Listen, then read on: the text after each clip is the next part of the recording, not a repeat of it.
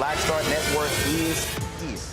Hold no punches. I'm real revolutionary right now. Support this man, Black Media. He makes sure that our stories are told.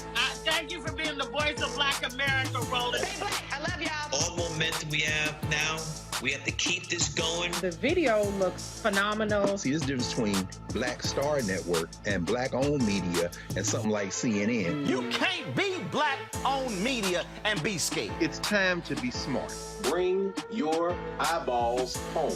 You dig?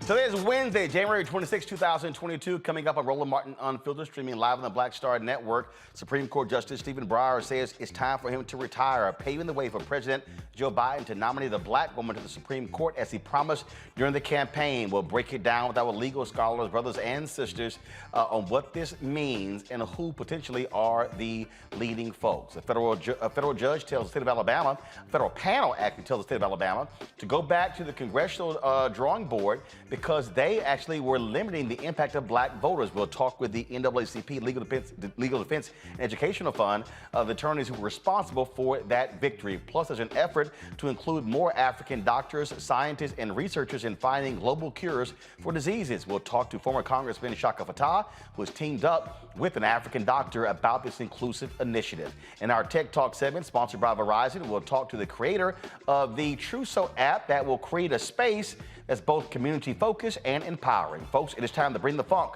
on Roland Martin Unfiltered on the Black Star Network. Let's go. He's got it. Whatever the biz, he's on it. Whatever it is, he's got the scoop, the fact, the find. And when it breaks, he's right on time and it's rolling. Best believe he's knowing. Putting it down from sports to news to politics. With entertainment just for kicks, he's rolling.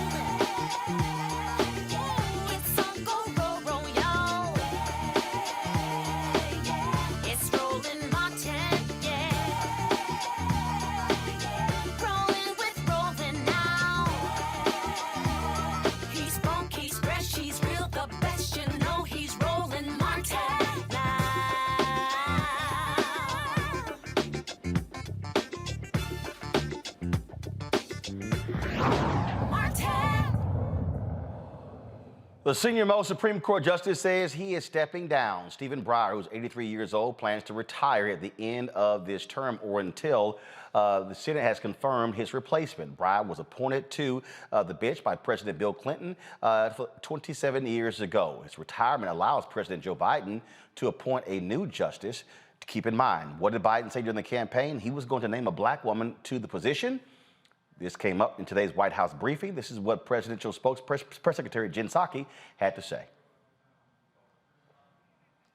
Sorry, folks, I thought we had the soundbite there. So we'll talk about this. We'll play that for you in a little bit. We're going to talk about this with our panel. Ellie Mistel, a justice correspondent for The Nation. Damon Hewitt, who's the president, executive director, Lawyers Committee for Civil Rights Under Law. We also, of course, have Candace Kelly, a legal analyst. And we'll also be joined by attorney Monique Presley, who's also a crisis manager. Damon, I want to start with you. I know you have to go. You got a heart out there. This is obviously, so before we even get to obviously the impact of a historic appointment of a black woman, talk about Breyer's 27 years on the bench and what that meant to the court. Well, look, Breyer has been a lion, a dean of that bench, certainly the so-called liberal wing, even though he's been among the more moderate of them. His voice and his vote has been critical from his, eloquent lectures, diatribes, and interrogation from the bench and his questions to counsel, to his reputation for fair-mindedness.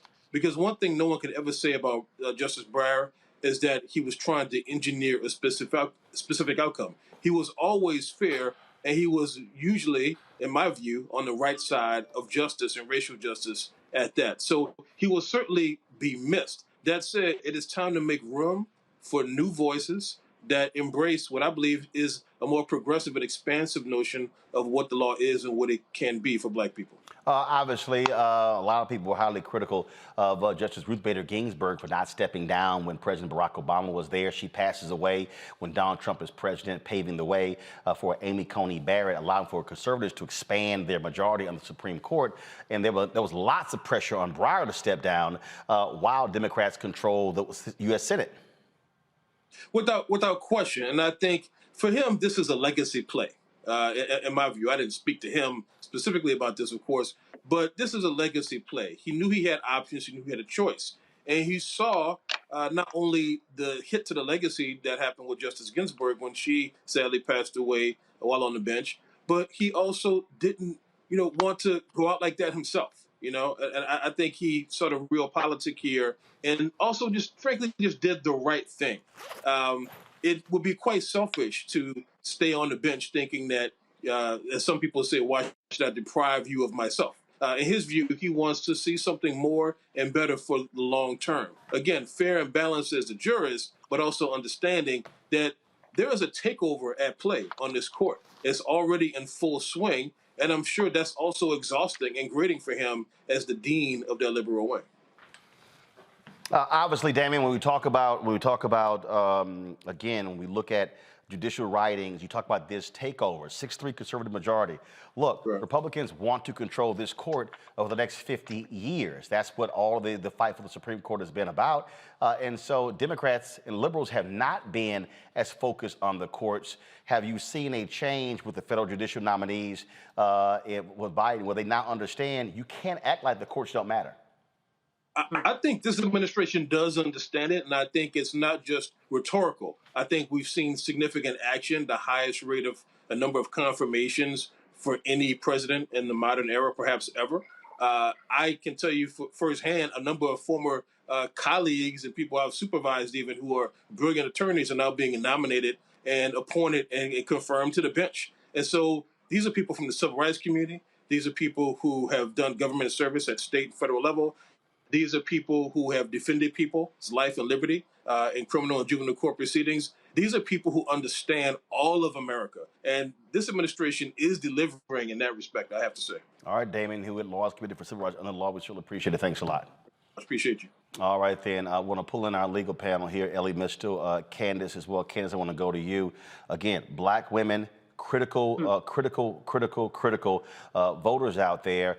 115 Supreme Court justices in history. 108 have been white men. Then of course you have 2 African-American men. You've got 4 white women, 1 Latina. So all these people who are yelling, oh my God, choose the best person. Sorry, I'm not trying to hear anything you got to say. Listen, when we have a black woman that comes to the table, it's going to change the conversation. And this is something that, as you said, Joe Biden promised. And so we're going to look for that to happen. I also think that it served a great purpose for Justice Breyer to step down at this time. I think when we look at it politically, he's always talked, especially in the past couple of years, about how his role as a justice was not a political role, but we all know that being a justice is definitely a political role. This is why we have justices accept certain cases and they don't accept certain cases. Thousands come to the Supreme Court, yet they want to talk about affirmative action now for some reason, and that's been settled law of the land for years. Justice Breyer, I think it was a question of timing. He knows that a black woman, it's time for that to happen, and that by him sitting on there, it would have hogged the position and wouldn't have made sense. Remember, as you said, there was a campaign to get him off the bench. There was a car that was going around the Supreme Court that said, Justice Breyer, please retire. Justice Breyer, please retire. I think that he didn't want to make it look political, which is why at this time, on his own accord, where it wasn't in the media so much, he decided it's time for me to retire. But I think he's always known. I think he's always known, based upon what happened with Ruth Bader Ginsburg, that it was time so that we could get another person like him, or even to be more progressive, to be in that seat. So he did the right thing. It was just in his own time. Ellie Mistel, anybody who's actually saying that, oh my goodness, these aren't political decisions, they're absolutely crazy. First of all, the president picks them. 2, the Senate confirms them. Supreme Court nominations, they are political decisions. Political by Republicans, quite frankly. One of the reasons why Breyer had to, not an option, had to retire before the midterms is because Mitch McConnell has essentially promised that if his party takes back control of the Senate, he will not confirm a Supreme Court nominee by President Joe Biden. We know McConnell's not bluffing because that's exactly what he did to the first black president, Barack Obama, when he refused to confirm Merrick Garland despite him being nominated by the president. So McConnell doesn't play. McConnell has made the Supreme Court a political institution more than any other single American has, and the Democrats simply need to catch up, just wake up to the game. Breyer's retirement was simply not an option. He could not have risked taking it past the midterm, having Republicans take back the Senate, and then at 83 years old, almost 84, basically not being able to retire for the next 2 years, potentially the next 6 years. We played that game before and lost. So this is a no-brainer. He had to leave. And I just want to say one more thing in terms of this question of qualifications. All right. Aside from the fact that, as you pointed out, there have only been 5 women on the Supreme Court in its entire history, I think it's time to find some qualified women to fill these roles. There is no argument that of the people that Biden could pick, that if he limits himself to black women, he will find somebody who is as qualified as every single white man on that bench. Taking, for instance, Ketanji Brown Jackson, who's probably the leader in the clubhouse. We're talking about a woman with a Harvard College degree, a Harvard Law degree, who has been the head of the U.S. Sentencing Commission, who was on the D.C. Circuit, sitting in Merrick Garland's seat, who was a finalist for the appointment that went to Merrick Garland. There isn't a more qualified person for this job than Brown Jackson that you are going to find. And she is just one of a number of strikingly qualified, immaculately educated black women who could take this job. But I do also want us not to fall for the trap, Monique, of qualified. Because here's the piece. When any of these white folks are nominated, the words qualified aren't brought up. Only the qualifier qualified is used whenever it involves people who look like us. And so that's the game being played. I also don't want to hear qualified is because they went to an Ivy League school. I remember when President Bush had nominated a woman who had gone to SMU Law School, and all these Republicans— Harriet Miers. All the Republicans who always talk about, elitists, they blasted him. How dare you pick her? But she went to SMU Law School. And then, of course, one of the federal judges, name is being thrown around, that Congressman Clyburn has been pushing hard. Her hearing is next week. She went to the University of South Carolina. We have got to get people in this city out of this mindset that, if you didn't go to Harvard, Yale, Princeton, Cornell, Brown, or one of the Ivy League schools, whether undergrad or law school, you somehow can't serve on a Supreme Court.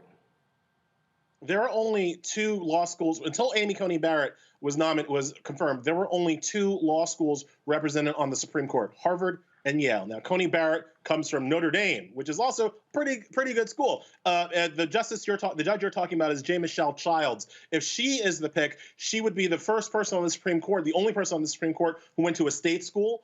Look, talking about professional diversity and educational diversity is part of talking about diversity. And one of the things that Biden has done a great job of, actually, with his lower courts appointments, has been picking people who come from a diverse educational background and a diverse professional background. So I absolutely agree with you that qualifications does not just mean go to specific law schools and have a specific job at a specific corporate law firm. And I'm saying that there are tons of women of color, of black women specifically, who fit every bill that you want to ascribe to them. And I'll add this. It's unlikely, I don't know this for certain, but it's unlikely anybody Biden nominates is going to be credibly accused of trying to rape somebody in high school.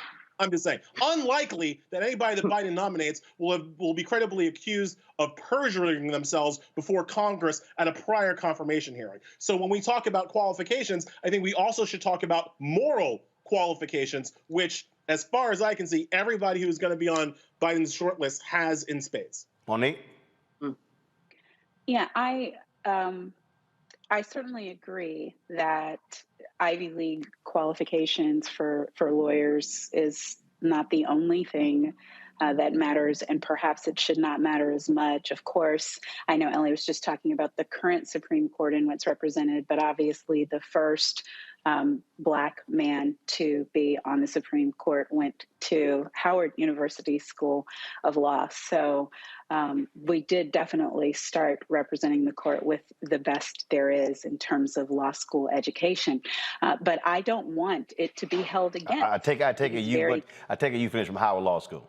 You take it right. Okay, got it. I don't want to hold it against, though, these Black women for having Ivy League education either. No matter how you slice qualified, these women, we don't know that this is really the list or not, but the women who they say are on the list, no matter how you dissect it, they are experienced, they are brilliant, they are qualified, they are well educated, they are all of those things. So if it happens to be the case that the first Black woman to be on the Supreme Court is also Ivy League educated, that's grand. It's not just in DC circles that matters. It's still important around the world. And I want people around the world to know that we have those qualifications as well. And I'm proud of my sisters who matriculated through those halls and through other places as well. So my bottom line on this, which is what I tweeted earlier today, is that out of all of those women who are on there,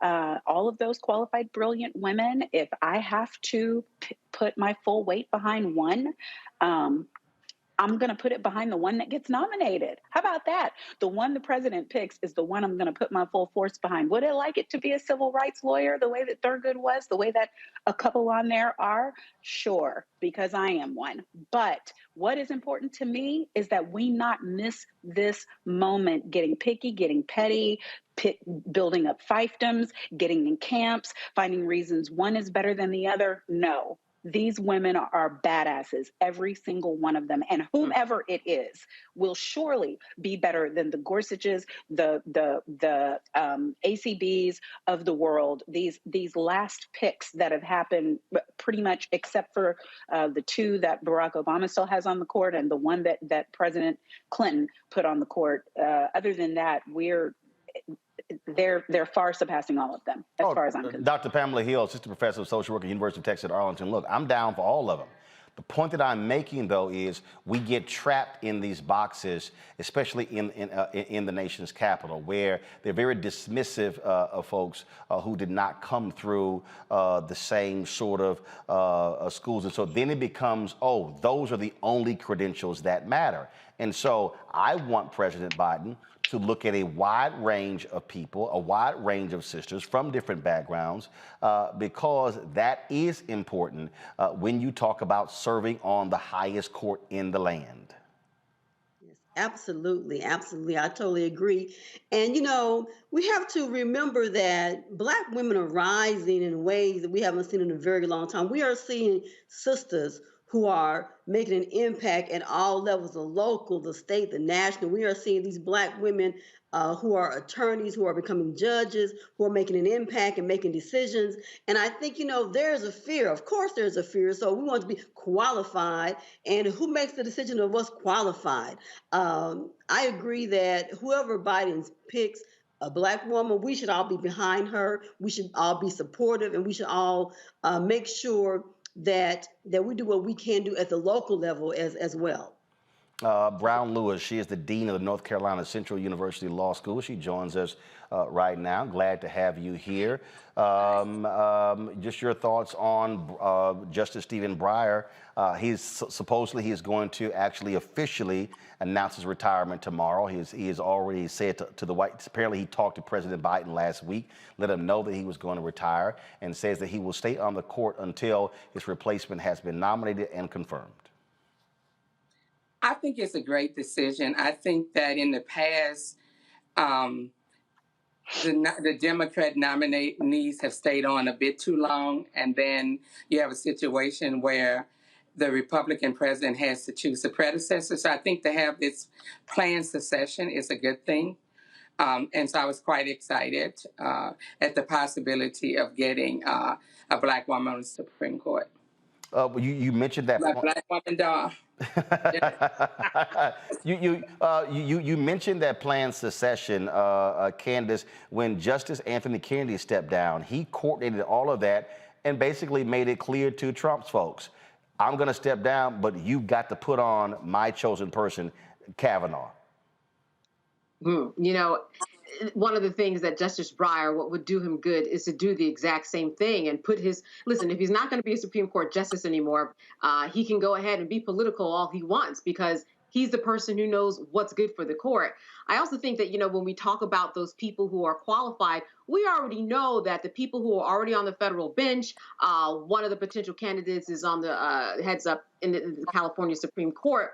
We already know that they're immaculate. We already know that they wouldn't be there if they didn't have an immaculate background. Because they're Black, they have to be immaculate. That's another level of expectation that we're often held to. Well, they got to be perfect. But like you said, there are more perfect people out there. They just don't look the same way and have the same qualifications of others that are out there. Not only does Biden have to expand his search in terms of a Black woman, but as you said, the types of people and the types of backgrounds that we bring to the table. Because times have changed. You know, the issues that we're dealing with, abortion rights, gun rights, so many rights that we are dealing with, affirmative action, all of these things that a Black woman specifically in this world in 2022 would have special experience and bring to the table.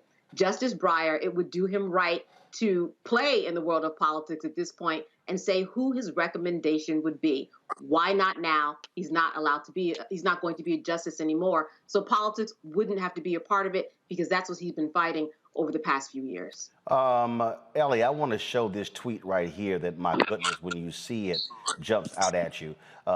This was from a professor at Princeton. He said, Breyer's replacement will be the 6th Democratic nominee since 1968 compared to 21 Republican nominees.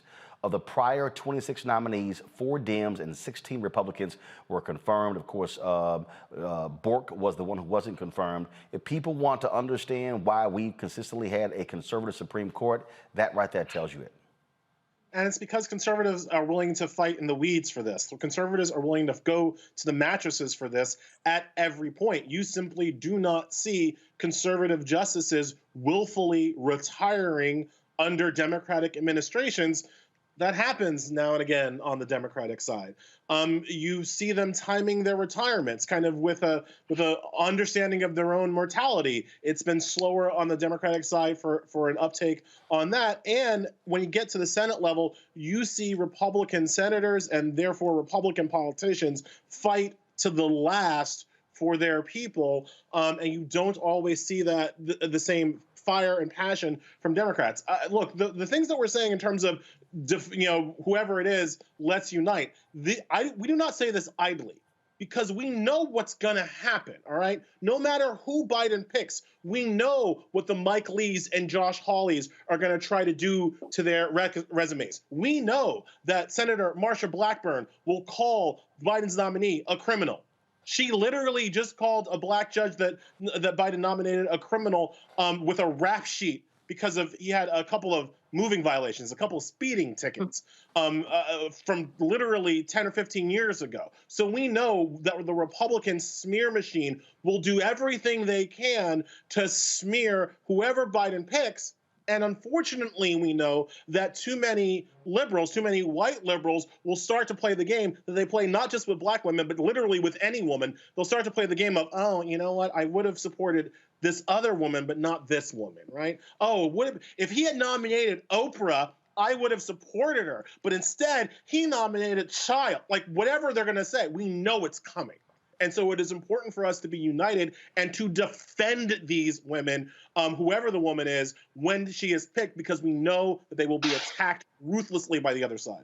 Monique, again. Can I say I agree 100% before you ask me a question? Yep, you got it. David Nuhr responded to that tweet we just showed you with this tweet. Since that time, Democrats have won more votes in 62% of presidential elections, but will have filled just 20% of Supreme Court seats. Well, and and so now we're on the popular vote. Now we're on the difference between electoral college and what it means to have the popular vote. And when we've elected presidents, we've also had the popular vote, and we've watched the past two Republican presidents not have it. We see what it looks like to have a Senate that is not representative of the numerical votes of the people, right? Because we saw it last week. We had 48 Democrats representing something like 40 million plus more people in the United States Senate than the 50 on the Republican side. So the numbers, because of the manner in which the constitutional system is set up, having the numbers in and of itself, raw numbers, is not enough. And that is what has happened on the court as well. And Roland, you said that they're hoping to control the court for 50 years. Look, I think they're going to control the court for 50 years. And we knew these stakes. I agree with everything that Ellie just said. And we, on your show, we've been screaming for probably, since News One Now days. So 6-7 years, we've been saying, but the courts, but the courts, but the courts, because the Republicans have been fighting the fights that matter for a long-term strategy of deteriorating civil rights and of increasing their own power and increasing their own economic footing. So the oldest person on the court right now is the one who's about to retire. That's Justice Breyer. I believe he's 83. The next one, Clarence Thomas, is 73 years old, then Alito's 71, and everybody else after that is in their 60s, 50s, and 40s. Well, Thomas is 73. I think Alito is 70. Yes. And Roberts is 65. 71. Right. So that's what I'm saying. 60s and 73 is not old. And 71's younger. You know what I'm saying? Right. So we're looking at least a strong stretch of 10 plus years. Right. Maybe more. And the minute there's another Republican president, then a healthy Thomas, a healthy Alito can retire. So this is where we are. So I agree with Ellie. People better not be out here saying, I want this one and I want that one and this black woman, but not that black woman. Enough. Well, that's don't why, do it. Don't do it now. Don't do it later. That's why I keep saying. He has his list. That's what more black women, than right. First of all, he's picked 24 black judges this year, 8 of them women in his first year.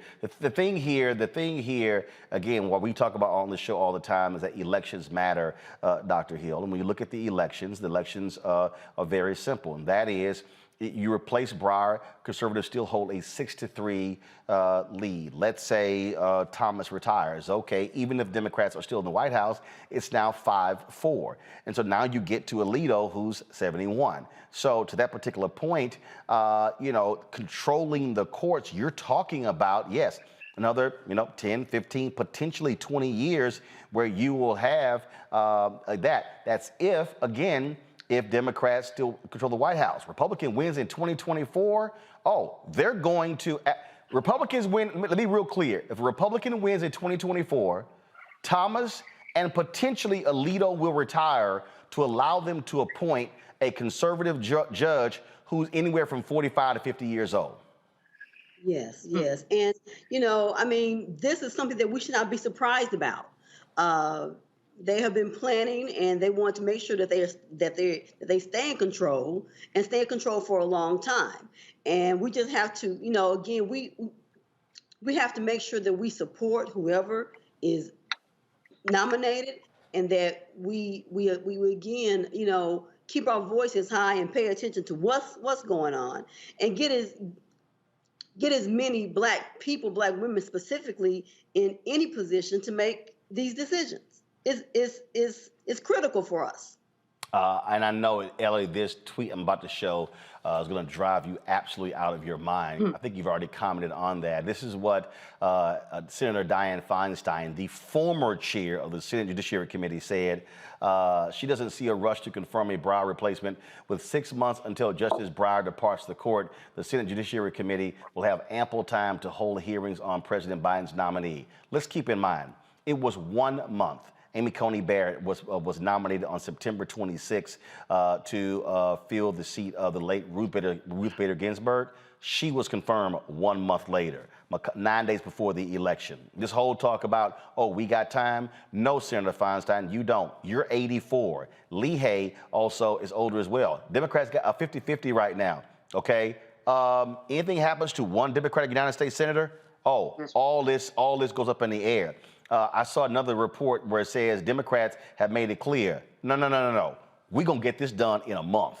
And my whole deal is that she should be confirmed and sworn in no later than April 1st. It is insane. Well, he said he's going to serve his term. He's going to finish his term, he said. Well, he can finish his term, but you can still confirm her. Go ahead, Ellie. It is insane how there are some Democrats who still want to play by the old rules that Mitch McConnell has lit on fire. Like when we talk about this generational Republican control of the Supreme Courts, yes, that's true if you don't expand the courts, which we absolutely should, because we can't take 50 years of Republicans controlling the courts. I don't just mean that from a racial justice perspective or a social justice perspective. I mean the planet cannot take another 50 years of Republicans controlling the court and stopping any meaningful legislation against climate change. So Democrats have to really get with the program. I know that Chuck Schumer has said that we will do this quickly. I would expect Biden's scheduled to give the State of the Union on March 1. I expect that he will have this person announced by then, might even use the State of the Union to announce her. That we will have the hearings over the spring. And as you say, like Breyer said, he's going to finish out the term, but like the day that term is over, this next person is going to be ready to step in, all pre-confirmed and ready to step in to his shoes. This is just it has to happen this way because the reality is, and again, this is not of the Democrats' doing. These are the rules as given to us by Mitch McConnell. I mean, it's as simple as that. McConnell has proven his willingness to obstruct the entire thing to steal seats on this court. So you have to recognize what he's going to do, stop him from doing it, and then expand the court to claw back the ill-gotten gains that he's already banked. First of all, y'all too nice. Candace, damn announcing by March 1st. I ain't waiting that long, okay? It's January 26th. You know they've already been sitting here vetting folks. Announce that sucker during Black History Month and then get them confirmations. If he gonna speak to Congress on March 1st, start that damn confirmation hearing on March 2nd. That's a Wednesday. Get this sucker done by April 1st. Boom. She can raise her hand. She confirmed. Y'all waiting too damn long. Yeah, I think it's too long too, Roland. People are talking behind the scenes now to figure out how do we make this go a little quicker. If Justice Breyer said that he was going to finish out his term, so be it. He can change his mind. And I think that it is best that he changes his mind to get a new person in there so people understand that the Democrats aren't playing and that they're not playing before midterms. I think that one thing that is important to remember is that the rules that McConnell set down in order to get Amy Coney Barrett in, these are the rules that at least the Democrats get to play by in terms of making sure that their nominee is confirmed. So in terms of, he got rid of the filibuster rule when it comes to Supreme Court justices. Well, that will play in the Democrats' favor now. Anything that played in the favor of Amy Coney Barrett will now play in the favor of the nominee that that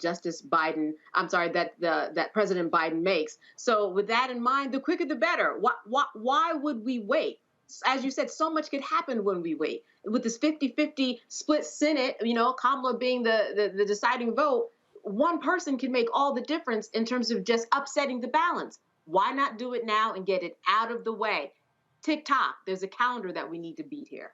Dean Lewis is back. Dean Lewis, glad to have you. So again, what we're dealing with here, and I make this point all the time, and people sit here and they, oh man, and I love these people who say, Roland, why are you always trying to push us vote Democrat? No, I'm looking at policy.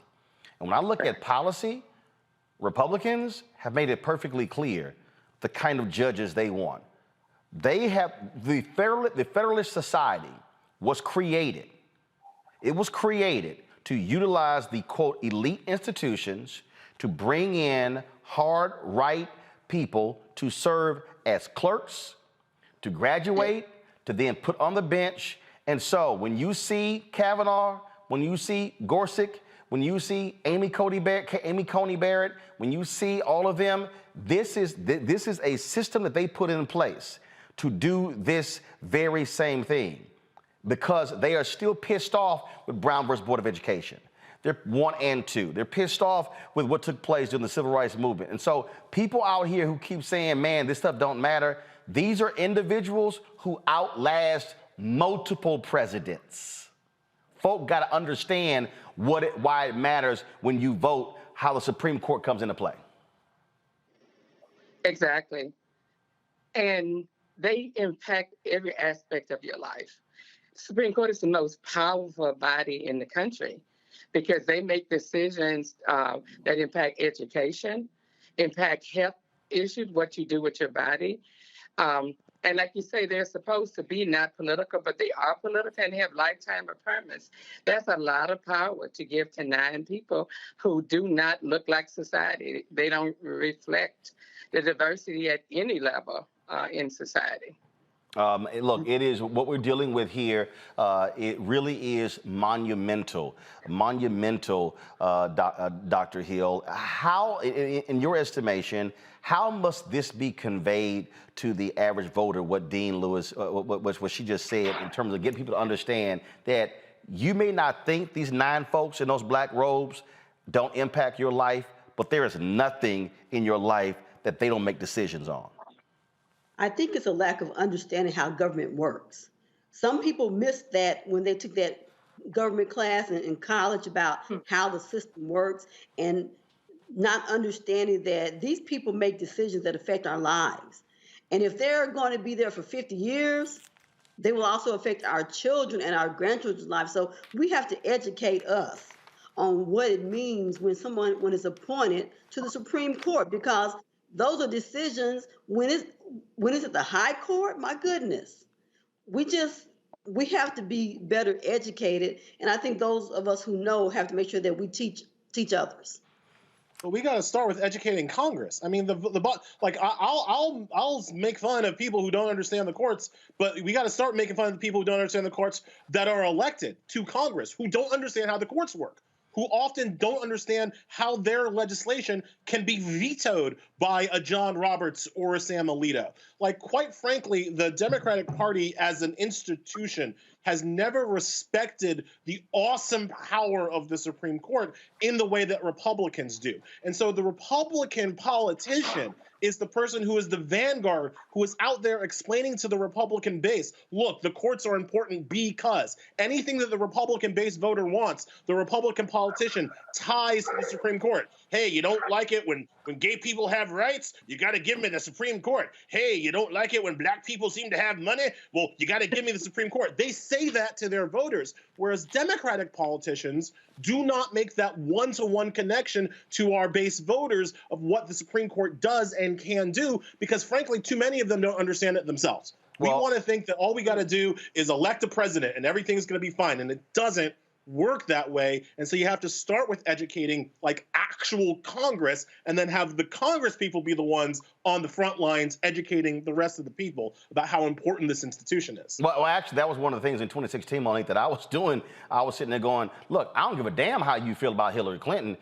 I'm telling you who she's going to appoint, which is why. You tried to tell him. Which is why. And look, I'm telling y'all right now, there's a reason, you know, I don't get no Christmas cards and get no invites to nothing Obama does, because I was hardcore in 2016 when Alito passed away about Obama needing to appoint a black woman. I personally felt, and look, Hillary Clinton could have always lost to Donald Trump.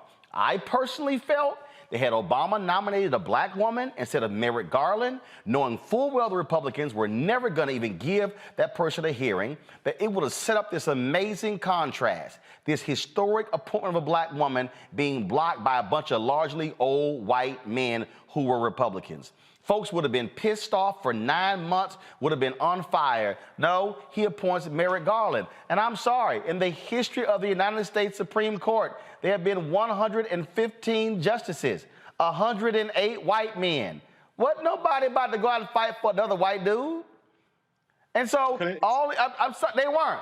They were just not gonna do it. I mean, we've disagreed as many times as we can possibly disagree on that. I was just on live the other night talking about what an incredible disrespect it was to not just the presidency of Barack Obama, but to the voters who put in the hands of the president the responsibility for selecting the person who is nominated to the Supreme Court. And then we, the people who actually vote and say we want a president who's going to be able to make that decision, then don't want to back the decision if it's not the person that we want. and we're not willing to go all out. We should have been going to the mattresses over that nominee in that disrespect of our vote and our democracy, no matter who the nominee was. And if we had to be tickled with color, tickled with race, tickled with emotion, shame on us. It wasn't going to happen either way, though. I'm persuaded that because of when the opening came and Mitch McConnell's decision making, it wasn't going to happen either way. But all of the rage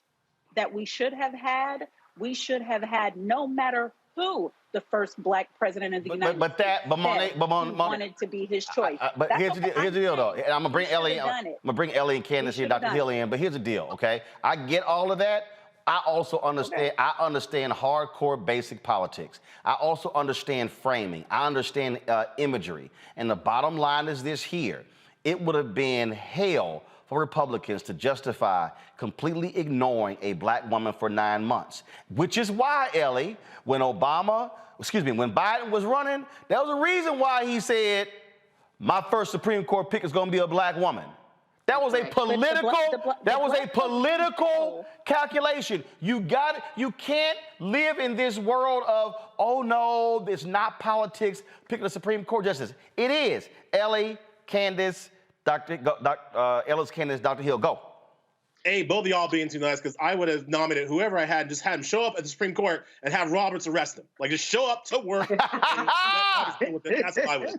Number one. Number two, look, let's remember Ketanji Brown Jackson, finalist for that Merrick Garland appointment. So to bring it kind of back full circle, if she gets it now, there would be some poetic sweet justice in that she was in the room at the end for that appointment. Hopefully she gets it this time. And if not, again, there is a deep bench of great people that Biden can choose. She was in the room at the time, but again, we know who he picked. I'm just simply saying, but Candace, Biden made a political calculation when he said during the campaign, I am going to pick a Black woman. The reason I was saying that for Obama, because I said, look, he appoints a Black woman. When I had Hillary Clinton on Time during the morning show and asked her the question, she had to say, yeah, if that person doesn't get confirmed, I'm going to reappoint them. So you pretty much locked it in.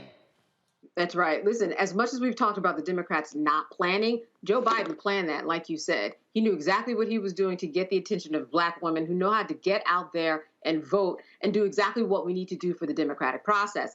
At this point, I'm thinking, why not look at Kamala? Why don't we look at Vice President Kamala Harris to get out the message about the importance of the Supreme Court? She's a Black woman, right? So she's the one who could probably convey a strong message about what it means to have someone in that seat and what it means literally for generations to come. So, I think that being said, I think she's the one to do the job. That's my final word on that. Dr. Hill, literally, while all these folks, like, all these other people out here, everybody got like that little trash, little child home Fox and the rest of these people running around here talking about, oh, you should be basing things on race and gender. I'm like, that's what y'all white folks been doing for forever. So don't all of a sudden act like when we have a conversation, like you ain't done that. We got to stop being scared. We already know that we're attacked. We gotta stop being scared. We gotta be purposeful, and we have to use our voices. And I keep saying this because it's so important. Young people are paying attention, and so they need to know how to speak up, when to speak up. They need to understand how the system works, and then how it hasn't worked for us. But we see other folks doing that, and I will tell my colleagues, that we have to understand that white people have been doing stuff and it's been, it's okay. But when Black folk do it, well, you're a criminal, you haven't been doing this, you're out of line. No. We have to begin to speak up, not be scared, and, support each other and do it without apologizing. Well, I just think, again, I think what happens is for a lot of people, Dean Lewis, they get caught up in this whole thing of, let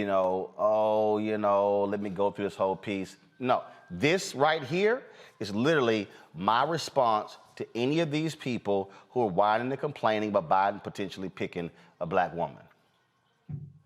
Exactly. Control room, I need you to wake up. Thank you. Let's go. Show it. Yeah.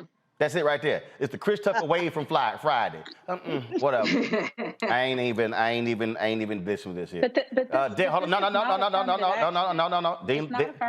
No. Dean Lewis, go. Yeah, I agree wholeheartedly. And one thing that people fail to realize in this whole situation, less than 5% of lawyers are Black.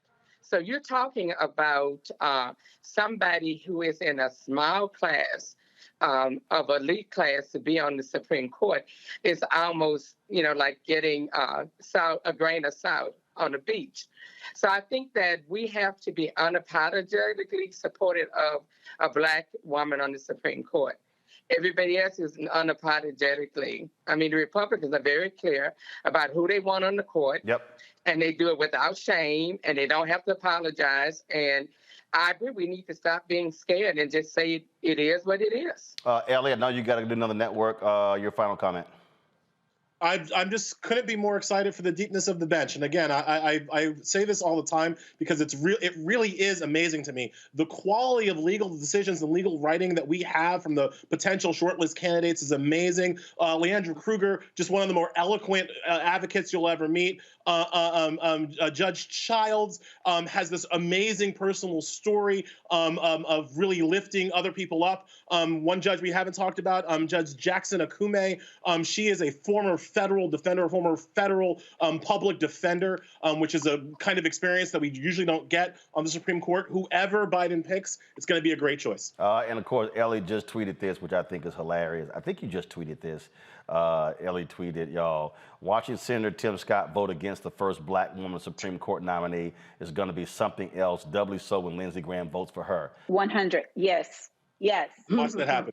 Watch that happen. Yes. Lindsey Graham voted for Ketanji Brown Jackson for the district court. Tim Scott did not. Watch it happen again. All right, I got to go. Ellie, I appreciate it. Thanks a lot. Monique, go ahead.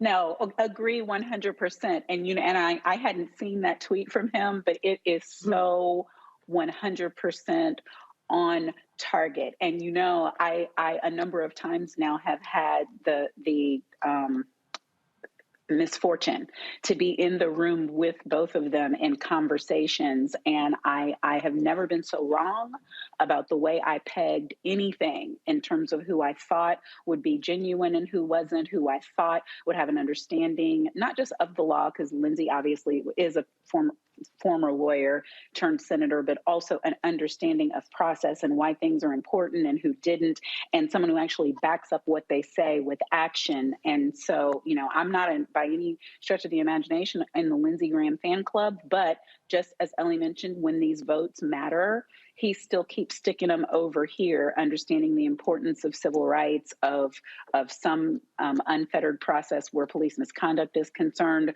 And when it doesn't go right, they blame everything on Tim Scott, and he's perfectly willing to be that person. So we are, just like what we had to watch the mess last week with his speech on the floor, with Tim Scott's speech on the floor, we're about to see more of the same. We're about to say no. And also, says old mama. And also what we're looking at, Candace, again, we're going to be seeing some of these stories, but one of the women that apparently is on the short list, she's out of South Carolina, she actually has her confirmation hearing next week for a higher position in the federal judiciary.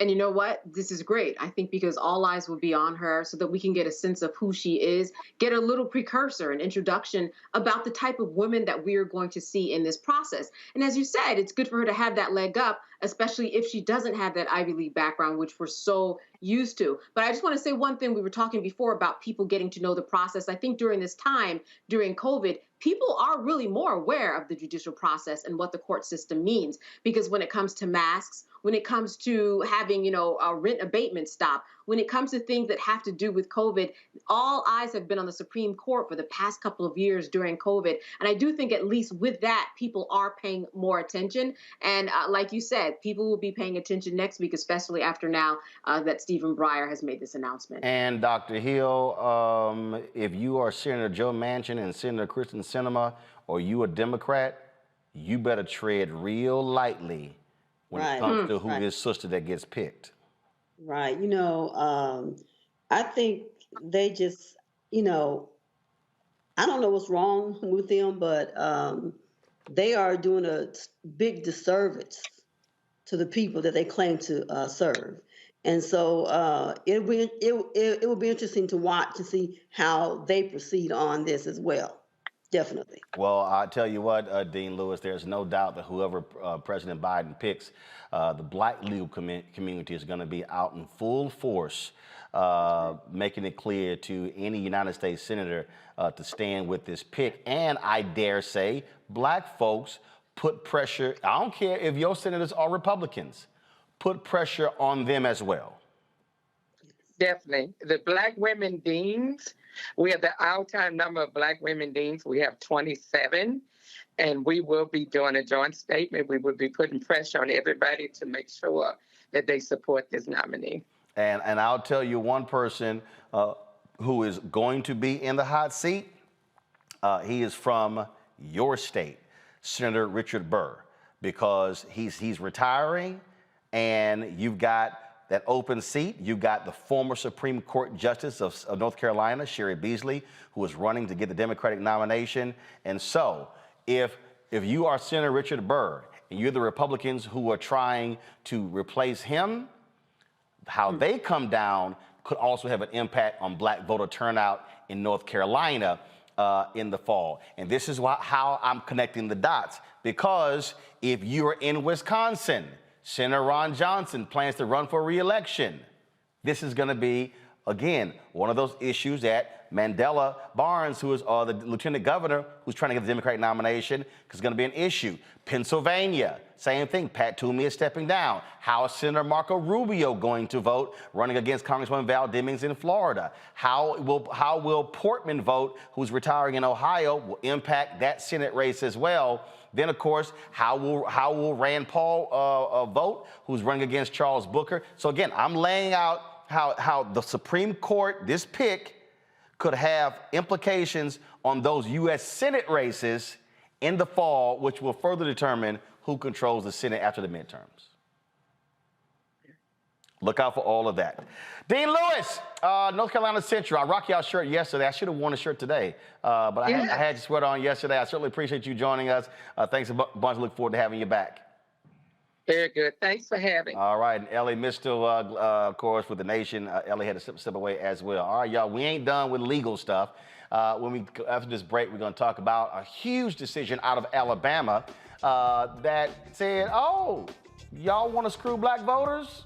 Federal judges said, nope, ain't gonna happen. We'll talk with the lawyers from the NAACP Legal Defense Fund about that, and a critical victory. Of course, it's not over, but we will talk about it. You're watching Roland Martin Unfiltered right here on the Black Star Network.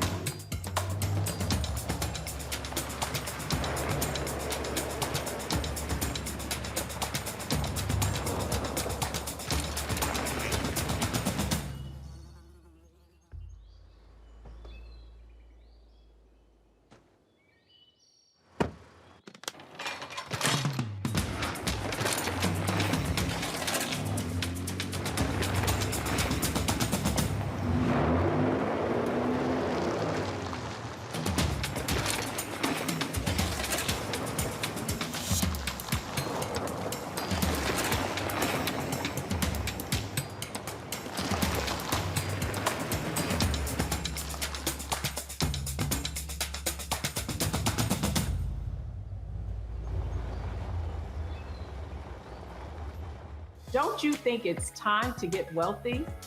I'm Deborah Owens, America's Wealth Coach, and my new show on the Black Star Network focuses on the things your financial advisor or bank isn't telling you. So watch Get Wealthy on the Black Star Network.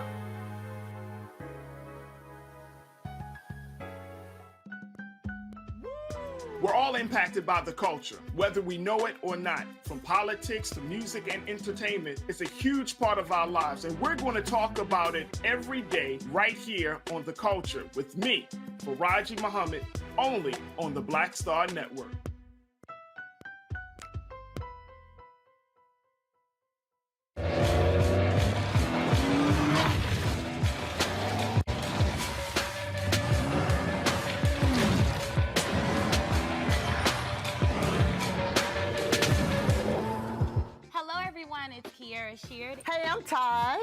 Coco. And I'm Lily. And we're SWV. What's up, y'all? It's Ryan Destiny, and you're watching Roland Martin Unfiltered.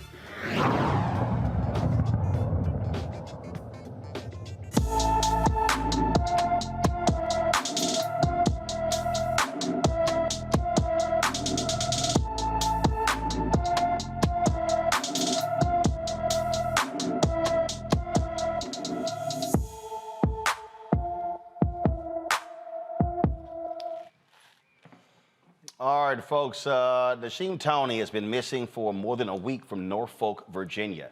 The 13-year-old is 5 feet 7 inches tall, weighs 150 pounds, with black hair and brown eyes. When Nasheem disappeared, he was wearing army green pants, a red hoodie pullover, a blue zip-up hoodie, white and black high-top shoes. Anyone with information on Nasheem, please call the Norfolk Police Department at 757-664-7000, 757-664-7000. Now, we've been telling you on this show how Republicans have been using gerrymandering in order to further their control of the United States House. I've said it a lot, that they could literally take control of the United States House before a single vote is cast based upon gerrymandering. But one of the ways they have been doing that is essentially packing African Americans into one district. I'll give you an example. In South Carolina, Congressman Jim Clyburn's district is plus 17 African American. In South Carolina, they actually redid his district. It's now plus 34. Why does that matter? The other 17, they took it out of another district to actually make it more favor of a Republican versus the Democrats. Well, Alabama, same drama there. Federal judges blocked Alabama from using newly drawn congressional districts in upcoming elections. Folks, the three-judge panel concluded the state should have two districts, two majority black districts, or two districts with a sizable portion of the black electorate. Joining me now to talk about this decision is counsel for the NAACP Legal Defense and Educational Fund, Catherine Sadasivan, hopefully I pronounced that correct, who litigate this case. Catherine, glad to have you here. And this is the thing that we try to use this show as Civics 101 to get people to understand all the different games that are being played. And talk about what they did there in Alabama, because somebody may say, well, hey, what's the big deal? That guarantees an African American from Alabama, but it lessens the power of black voters to impact two districts, two seats, not one. Thanks, Roland. Thanks so much for having us. So as I'm sure you know, this is a huge win for all Alabamians, for all people whose cause is justice, and those who remain, despite the political climate, committed to bipartisanship.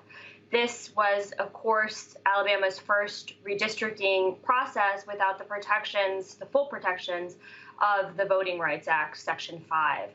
And as a result, the legislature, did not take its obligations under the Voting Rights Act particularly seriously.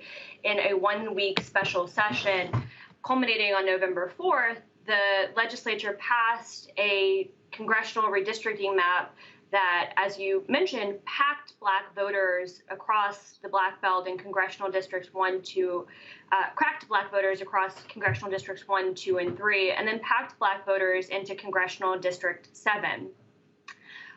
This decision, however, will require the Alabama legislature, which has until February 11th, to draw a new map that complies with the Voting Rights Act, Section 2, and ensures that there is a black voting age population majority in at least 2 U.S. congressional districts. So right now, Congresswoman Terry Sewell is the only African-American in the Alabama congressional delegation. And so with this ruling, does that mean that potentially, depending upon who runs, there could be 2 African-Americans from Alabama in Congress?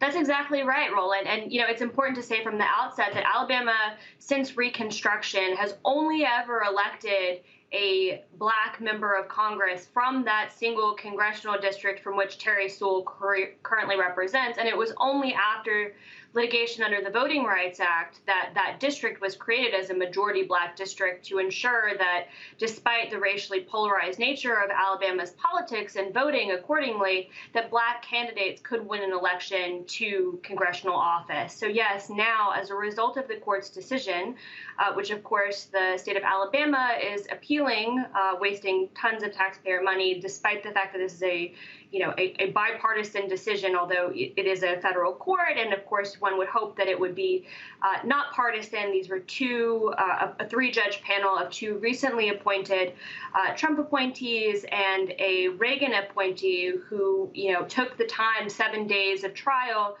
to really listen to the case that the plaintiffs in Milligan and our wonderful partners across Alabama, alongside the Legal Defense Fund, put together in a 7-day hearing in January. And luckily, the court was able to hear the evidence, review the mountains of evidence and the experts that we put on, and came to the result that this was the quintessential case of a Section 2 vote dilution violation of the Voting Rights Act, and that it wasn't even a close case. Now I'm sure my panel is ready for some questions, especially my two lawyers. Candace, Kelly, I'll start with you. Well, I'm just wondering how you feel about the fact that there were two Trump appointees that were on this case that decided that this violated the Voting Rights Act. What does that say for the future when we think about a Trump appointee and any Republican appointee? Even they recognize that this was a violation of the Voting Rights Act.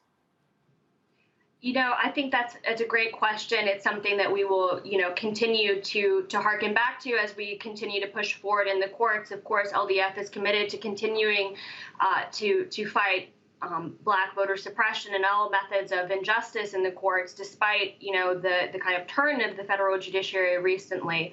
And I think this case, we put together an extremely compelling case. I don't emphasize the hundreds of pages of briefing that we put in, the numerous experts and expert testimony that the court considered. And of course, this is not something that we can continue, or that Black voters or the Black voting public should be continued to be forced to undertake in order to get some measure of justice. So, it is a huge and important win. It is a recognition on the part of, even some partisan members of the judiciary. And, I don't mean to suggest these judges were partisan, but it is, a bipartisan decision that reflects kind of the overall strength of the case and the nonpartisan nature of the cause that we put forward.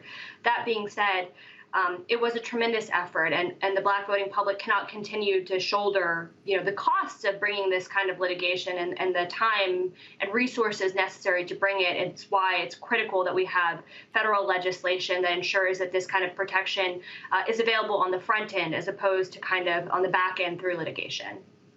Monique?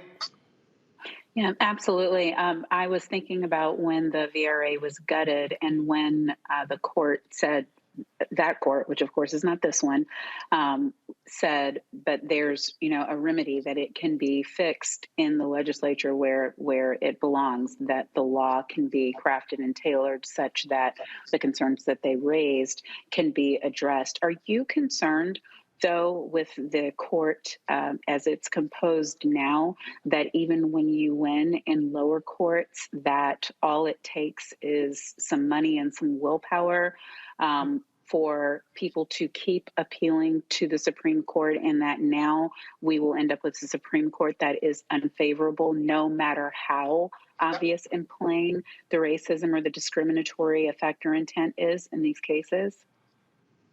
That is another fantastic question, and you all are probably, as well positioned or better to answer these questions than I am. But, I think that the Supreme Court's authority is greatly undermined when it engages in judicial activism. The Supreme Court's democracy jurisprudence, in particular, has, I think, undermined confidence of the American public in the court's impartiality. And the court, in particular, in the voting rights sphere, with its decisions in Shelby County versus Holder, gutting the protections of Section 5 in states like Alabama, and the court's recent decision in Brnovich versus Democratic National Committee, weakening Section 2's protection of Black communities in vote denial cases, not vote dilution cases. But I think Milligan, this case that we're talking about exemplifies how racial discrimination in voting creates unique blockages in the ordinary majoritarian political process that the federal courts are actually uniquely positioned to address. And I think for public confidence in the impartiality of the Supreme Court itself, it's really critical that the court takes this opportunity to consider the merits, because there will be an appeal to the Supreme Court, and that it declines to engage in the judicial activism it has in the past to not continue to prevent Black voters from engaging in the American political process. Dr. Hill. Yes, we need you in Texas because we are having those issues where, yeah. But what do you think that the outcome will be if this will affect other states? So what will the impact of this case be in similar lawsuits that I'm sure y'all are undertaking in other states? We are continuing to fight to ensure this decision and the court's remedy continues. So our, kind of first, or at least my first cause of action is to ensure that this decision stays, and that to the extent possible, we do everything that we can to, not allow the Supreme Court to use this opportunity to engage in judicial activism to gut protections designed to protect Black voters. But, more broadly, we are considering how this should be, an example in other states. I think we have seen the kind of arguments that certain state legislatures put forward to justify packing and cracking Black voters, and to claim that, compliance with the Voting Rights Act in creating majority Black districts is actual racial gerrymandering, which it is not. And so I think we are better prepared to deal with what is to come. I think we have good case law, good facts, good people in our team, and, the LDF, the Legal Defense Fund, is in this fight, and we are ready to continue to carry it forward, both myself and my many wonderful colleagues. All right, Catherine, we appreciate it. Thank you so very much. And as I always used to tell Kristen Clark, which ran the Lawyers Committee, always you got to let people know how they can support the work of the LDF. Yeah, absolutely. Thank you so much for having me. I really appreciate it. To support us, I think, just keep following us, keep, donating to Black-owned businesses, and, contacting your senators and asking for them to really stop blocking voting rights progress. Catherine, you got to give y'all website to donate. Ooh, yeah. I'm trying to help you. I had you the same thing to Christian. All that you said is fine, but you got to give the LDF website and say, hit that donate button. That's right. I have much less experience than Ms. Clark. So NAACPLDF.org. We look forward to seeing your donation and hearing from you soon. Thank you so much. Every time you do TV, hit that donate, Catherine. I appreciate it. Thanks a lot. Yes, sir. Thank you. Thank you very much. And yes, I'm about to send Damon Hewitt a text message because he didn't do the same damn thing earlier. I'm telling y'all, I'm trying to let them know how you do this thing. All right, y'all. I got to go to a break. We come back. Man, wait till I show y'all. This idiot who DeSantis picked to be the Surgeon General of Florida. Oh my God, how stupid this man is. Wait till you see this answer when it came to vaccines. We'll also talk about this important project with former Congressman dealing with the issue of brains and working with Africans as well. So it's a great project they're working on. I'm going to unveil it to you. So got lots to discuss, folks. So stay right there. If you want to support us in what we do, of course, join. First of all, download the Black Star Network app. We've already passed 25,000. Now we're trying to get to 50,000 downloads, which you download on all your devices, your Apple phone, Android phone, Apple TV, Android TV, Roku, Amazon Fire, Xbox, and also Samsung Smart TV. And please support us in what we do. Your dollars make it possible for us to hire staff, to get bigger, to grow. And so Cash App is $RM Unfiltered. PayPal is R Martin Unfiltered. Venmo is RM Unfiltered. Zelle is Roland at RolandSMartin.com. Y'all have already seen the promos. We're going to show two right now. beginning January 31st, launching 4 new shows on the Black Star Network. Can't wait to do so. Deborah Owens is going to have her financial show. Then, of course, Faraji Muhammad is going to have his daily news show. And so after these commercials, we're going to show those promos. And so y'all get tuned because, again, we're building. And so when I'm telling y'all, hey, why support matters, downloading but also investing, it allows for us to expand the platform to do it. I got some of y'all hitting me up, tweeting me saying, where's a legal show? Where's a cooking show? Where's this show? Well, all them shows cost money, okay? Ain't none of it free, okay? And so that's why it matters. So again, Cash App is RM, $RM Unfiltered. So support us there. Pull it up, pull it up. Come on, y'all, pull it up. Venmo is RM Unfiltered. Zelle is Roland@RolandSMartin.com. Roland@RolandMartinUnfiltered.com. PayPal is RMartinUnfiltered. Again, Cash App, $RM Unfiltered. We'll be back in a moment.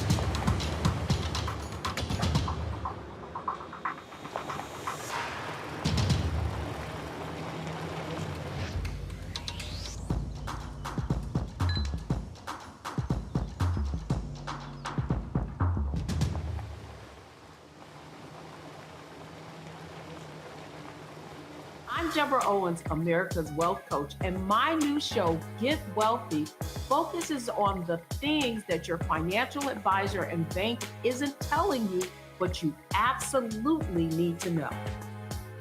So watch Get Wealthy on the Black Star Network.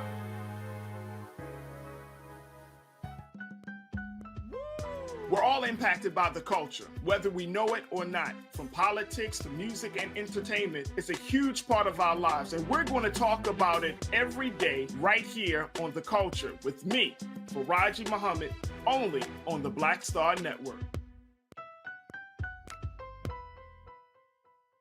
Hi, this is Essence Atkins. Hey, I'm Deion Cole from Blackish. Hey everybody, this is your man Fred Hammond, and you're watching Roland Martin, my man, Unfiltered.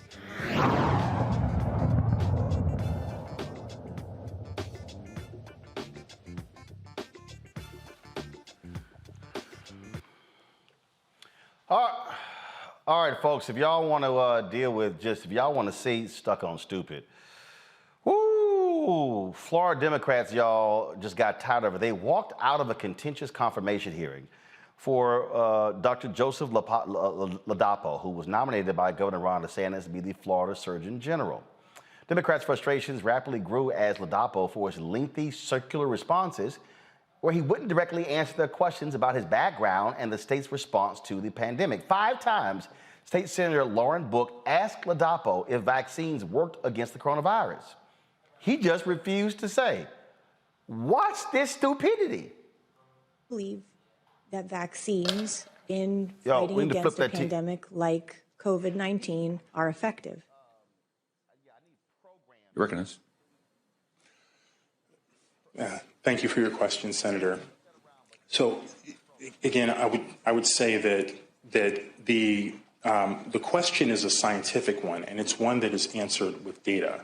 So, the question is informed by data on specific outcomes and specific therapies. So that's the scientific question. Mr. Chair, just a couple more follow-ups. Just a yes or no. Do vaccines work in fighting against COVID-19? Yes or no? You recognize? Senator, I as a scientist, I am compelled to answer the scientific question, and I'd be happy to answer any specific scientific question that you have related to vaccines and COVID-19.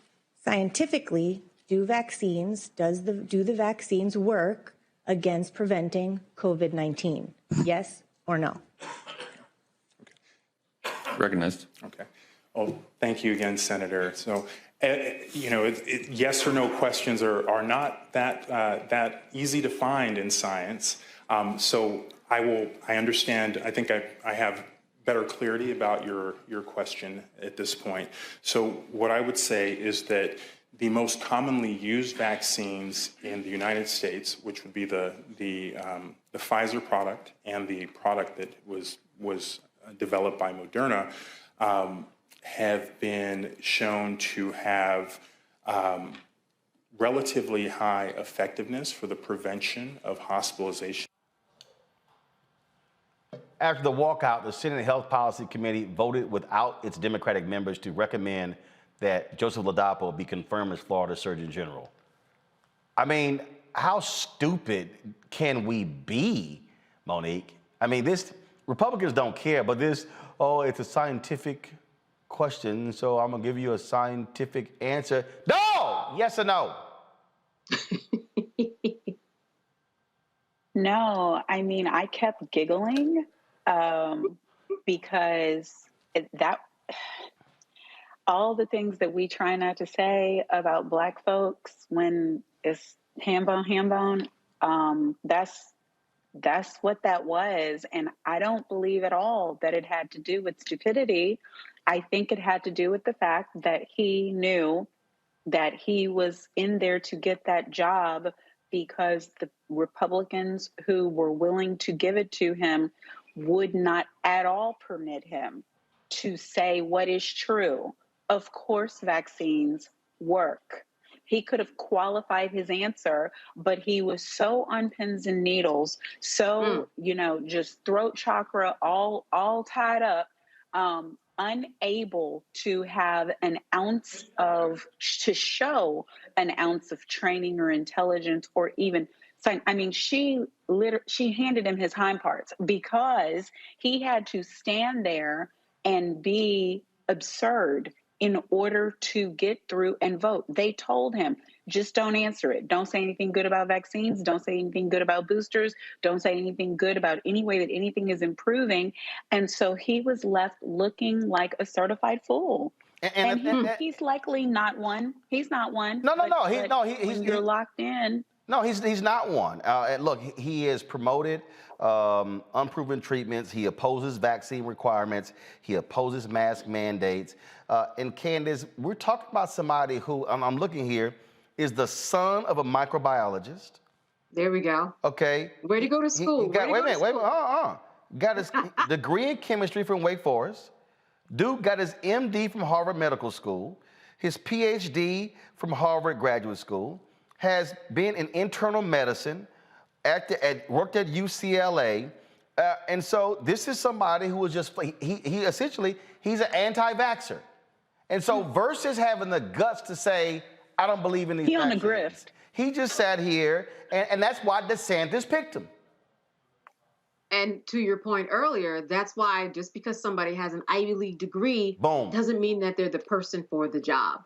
And all I heard was him just saying words in a row. They just didn't even make sense. We don't have to be a public speaker necessarily to hold office, but you do have to make sense. You do have to, put some meat on that bone in order for people to understand what you are saying.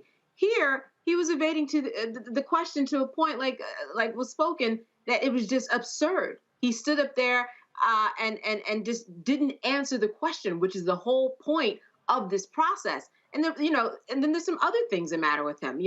I'm not sure if we were going to talk about this whole idea of him lying, potentially being at the UCLA and treating COVID patients. And when people said, who worked alongside him or didn't work alongside him, said he wasn't treating COVID patients at that time. I'm not sure what he was saying, but it just didn't sound like the truth. And based upon a lot of stories that I've heard about him and his background, he doesn't seem to be a real truth teller. And we know that because he doesn't believe that vaccinations are the right thing to do. I just, Dr. Hill, to sit there and listen to him. I'm sorry, Dr. Hill's not there, but I don't know what to do. I'm sitting here going, I don't have confidence in your ass being a Surgeon General of Florida. I mean, trust me, if I'm listening to that answer, I don't want his ass talking to me at all. That's just me. All right, y'all. But again, of course, Republicans, they support him. Folks, in the nation's capital, hundreds of high school students participated in a walkout to protest for safer learning conditions in schools. Organizers of the Walkout Students for Safe Learning are asking the school district to provide necessities to ensure a safe learning environment. The list of demands include weekly testing for 100% of students and staff, accurate COVID data reporting, safer mealtime spaces, provide KN95 and N95 masks, transition to virtual learning amid the latest surge in COVID protocols and HVAC ventilation systems, weekly deep cleaning, virtual learning options for all families. The protest is the latest in a wave of walkouts by students in the cities across the nation, including Chicago, Denver, as well as Oakland. All right, folks, so Wyoming County has a new sheriff who's not tolerating racism nor discrimination of any kind. The first black sheriff in the state, Aaron Applehans, fired a white deputy for tormenting and harassing a black deputy for years. The black deputy ultimately quit. Patrol Sergeant Christian Hanley tormented Corporal Jamin Johnson with racial slurs and harassment while serving as Albany County deputies from 2011 to 2014. Hanley also used derogatory comments towards black people. When he became Johnson's supervisor, he wrote him up for several misconduct infractions. Johnson is now suing Hanley. He now is out of a job. And in Missouri, St. Louis County is making history with its first black police chief in a 66-year history. St. Louis County Board of Police Commissioners appointed Kenneth Gregory, who's been the interim chief for 6 months, as a new leader. The 70-year-old is the department's 10th chief and first person of color to lead the St. Louis region's second largest police agency. He has worked in the department for over 40 years and has led several departments. We also know, of course, that particular department has been rife with racism, actually the whole St. Louis region. So there you go. All right, folks, former Congressman Shaka Fattah of Philadelphia is leading the push for the research of African brains. In October, he called for the African Brain Research Fund during the Global Neuroscience Conference. To do that, he's joined forces with an African professor. First of all, former Congressman Fattah, again, as I said, founder and CEO of Fattah Neuroscience, joins us now from Philadelphia, and Professor Amadi Ahuano, I hope I pronounced it right, founder of the Brian Wellness Initiative. He is from New York. Glad to have you both. Shaka, I'll start with you. Where does this interest in this project come from? Well, first of all, Roland, it's a pleasure to be here, and I'm glad that you're building this network so that people who need to get information can get it and hopefully act intelligently on it. I've been working in the field of brain science and brain health for more than a decade, and we've been focused on this question. And I spoke to the Society for Neuroscience in Africa and said that we needed to empower African scientists who are focused on brain science, brain health issues. Now, worldwide, we got 1.5 billion people with a brain disease or disorder. In Africa, which is where the modern human brain emerged, we've had a dearth of investment in the resources to really provide support for researchers on the continent to participate in trying to find, cures and treatments and approaches, whether it's related to epilepsy or dementia, bipolar disease, schizophrenia. You run through the gambit. Africa is a place where I am confident we can make some progress. And the leading African neuroscientist at the time running the society, Dr. Amadi, who's with us this evening, we've joined in a partnership so that over the next 5 years, we're going to be working to bring resources and bring relationships between the U.S. Brain Initiative, which I launched, which is now a $2 billion effort here in the United States, with another $4 billion in the pipeline, looking at mapping the human brain and trying to find the appropriate therapies for some of the challenges that we face, that we can marry up the U.S. effort, the efforts in the European Union and others, and really provide resources to a group of scientists who I think are closer to getting some answers because they're at the scene where the human brain emerged. They're in the environment where the brain was developed. And whether it's in the plant life or in the animal life or in the therapeutics that may have been passed down by generations on the continent, there's something for us to learn. Dr. Amadi, the Professor Amadi, there's somebody who's saying, okay, I don't really know how this impacts me. How so? How does this project impact an everyday person who's watching or listening? Okay, thank you, Ronald. What has actually happened is, having run the Society of Neuroscientists Society of the Neuroscience of Africa for the past 4 years, I've had the opportunity to identify the areas and the gaps we have in assessing resources and assessing equipment that are needed critically for research that should be conducted on the African continent. You know, we've seen colleagues move up to the north to try to engage research and partner with laboratories. But I think we're at a point where we should be having these laboratories, we should be having these researches done on the continent. And that is where the Brain and Brain Wellness Initiative comes in. And I just considered that somebody like Chaka was in a good position from what is done in the US to assist us to bring the needed resources and the needed attention for people in the US and even in Europe and other areas to help us, you know, change this situation that we have on the continent. Questions for the panel? Candace, I'll start with you. So I'm wondering, in terms of Africa specifically and the brain research versus another continent, what would be the differences in terms of Africa specifically, and why there? Well, all science comes out of a person's actual life experiences. So if you were in a situation where in your family some particular, tea or some kind of derivative of a plant was used to treat a particular type of ailment, that may lead to a pharmaceutical derivative that can be utilized for like illnesses or challenges. So in the Africa context, you have greater genetic diversity than anywhere else on the earth. That is, every other human being has 99% of their DNA is the exact same as any other person. On the continent, there's a 5% differential because that's where the human race began.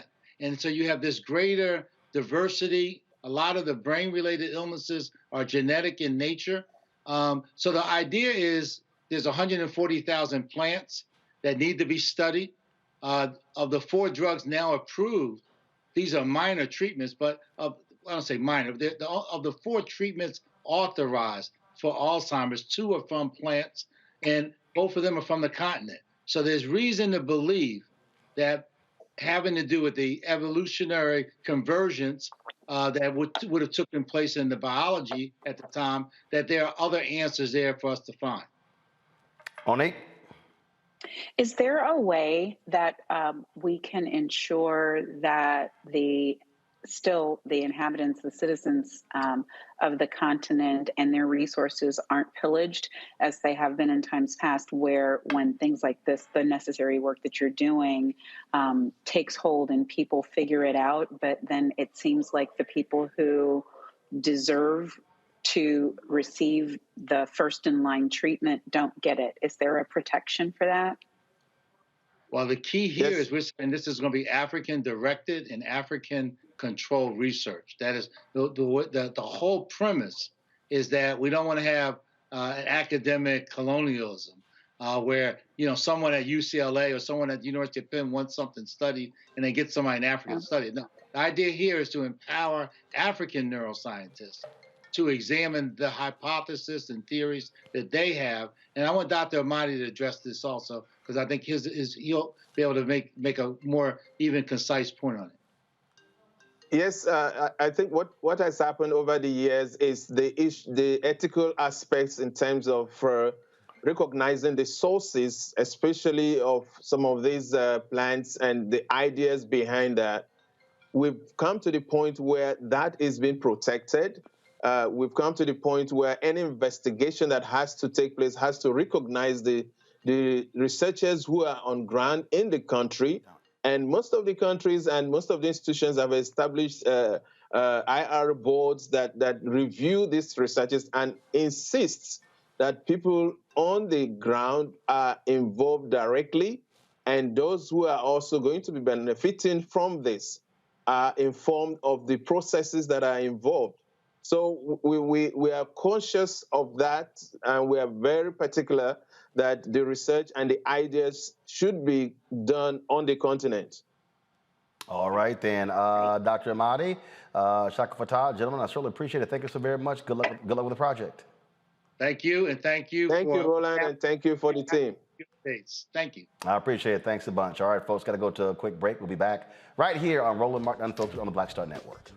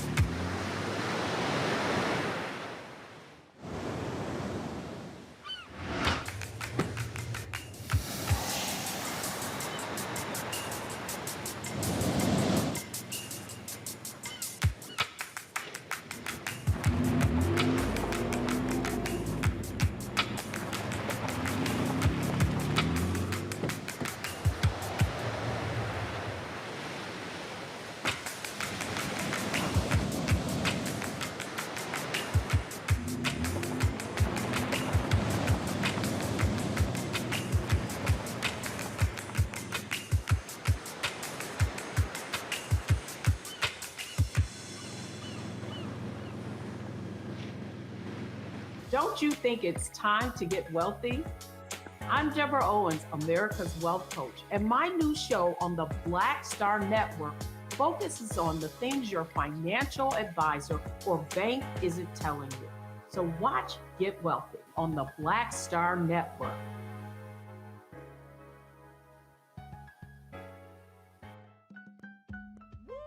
We're all impacted by the culture, whether we know it or not. From politics to music and entertainment, it's a huge part of our lives, and we're going to talk about it every day right here on The Culture with me, Faraji Muhammad, only on the Black Star Network. You know how some carriers give you so little for your older busted phone you just end up living with it? I don't think so. Verizon lets you trade in your broken phone for a shiny new one. You break it, we upgrade it. You dunk it, doggy bone it, slam it, wham it, strawberry jam it, we upgrade it. Get a 5G phone on us with select plans. Every customer, current, new, or business. Because everyone deserves better. And with plans starting at just $35, better costs less than you think.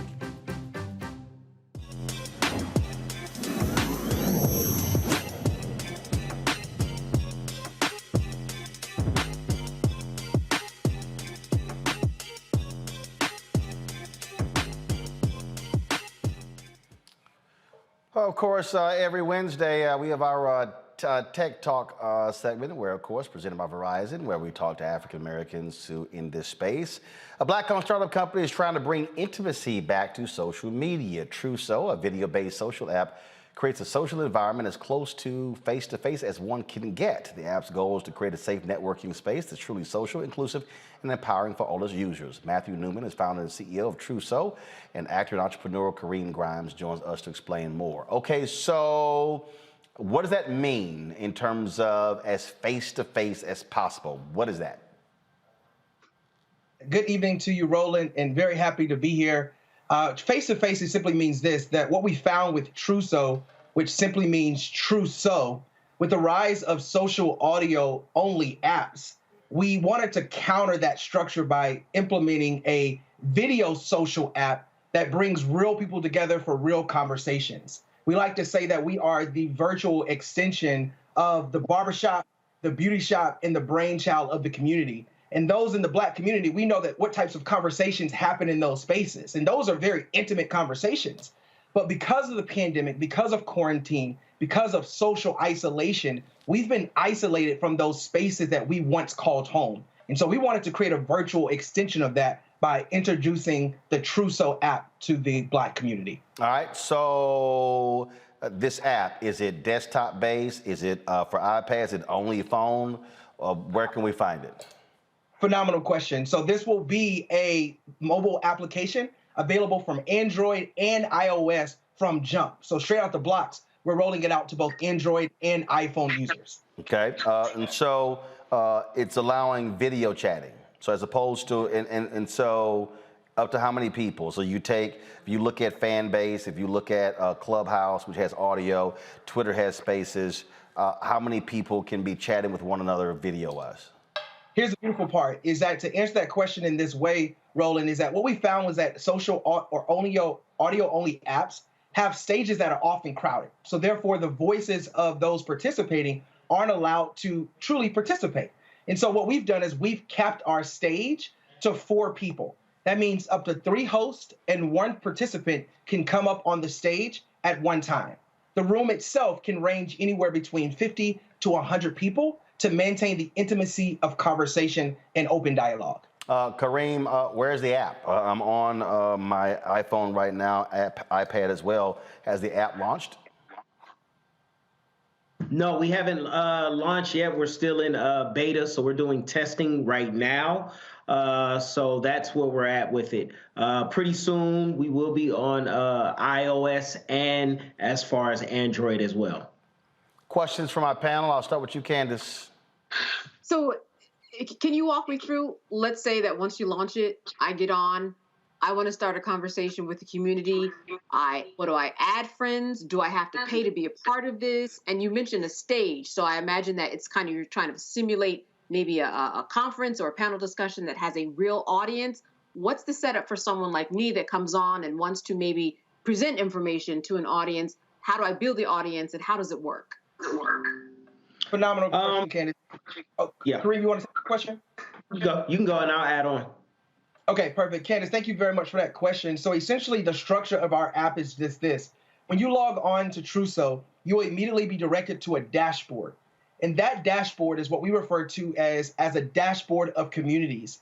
So where when you register for the app, you have the ability to choose from several different interests, if you will, or communities that you will more than likely be a part of, whether that's business gyms, faith talk, tech talk, health and wellness tips, small business and entrepreneurship.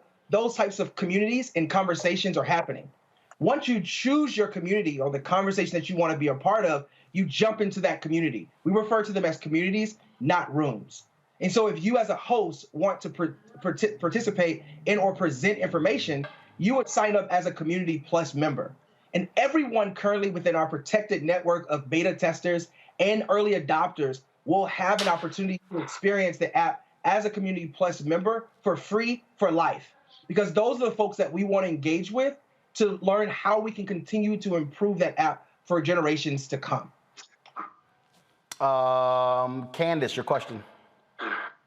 I'm sorry. No, that was. No, my bad. Monique, your question. Because I'm sitting here looking at, because we just got Dr. Hill back, so we had her off. So what's your question?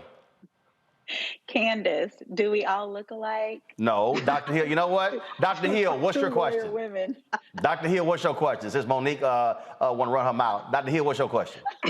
I am really intrigued. I'm an Android user, so I always have issues.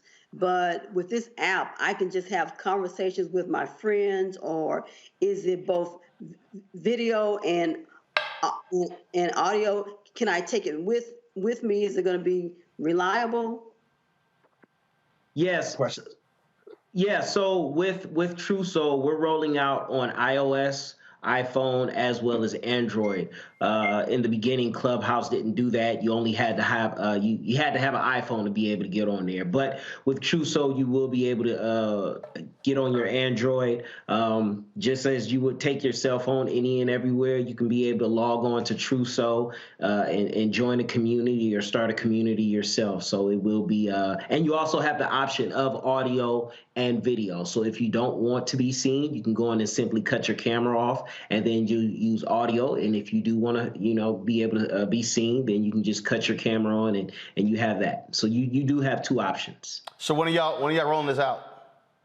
So Right now we're in beta phase number 2. We'll roll it out to the general public on the Android, on the Google Play Store, as well as the Apple App Store, in more than likely the middle part of February. We want to make sure that we tackle Black History Month and introduce this during a prominent time for us as a Black community.